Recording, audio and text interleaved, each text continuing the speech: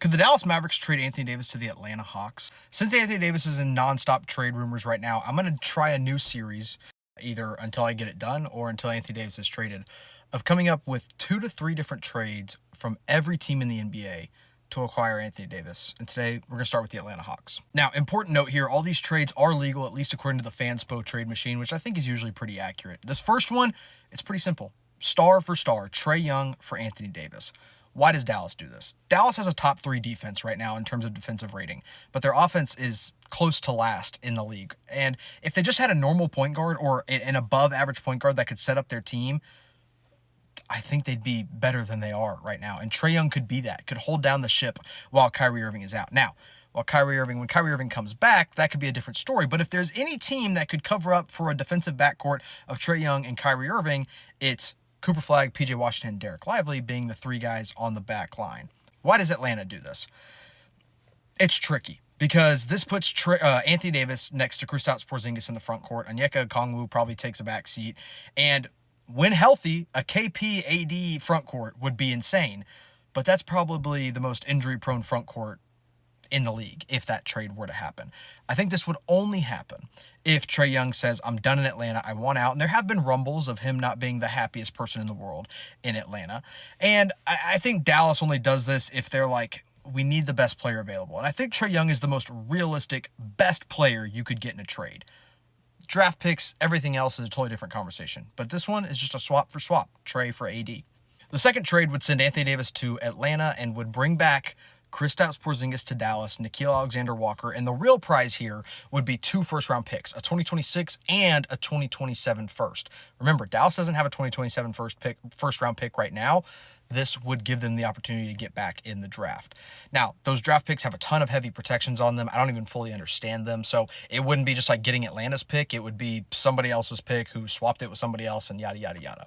Why does Dallas do this? They do this for the draft picks. They're not doing this to trade for Kristaps Porziņģis. Kristaps Porziņģis has 1 more year left on his deal. You get an expiring, you bring him in. If he brings something to Dallas his final year, great. Maybe they can, up his value in the free agency market. I think ultimately they'd probably try to reroute him and maybe trade him somewhere else on another deal. But you do get Nickeil Alexander-Walker, who would be probably the best point guard, even though he's more of a 2 guard on this team until Kyrie Irving comes back. And when Kyrie does come back, he could play next to him. You go Kyrie, Nickeil Alexander-Walker, Cooper Flagg, PJ Washington, Derek Lively, and then, you put Porzingis in there instead of PJ maybe, or you put KP at the 5, whatever it may be.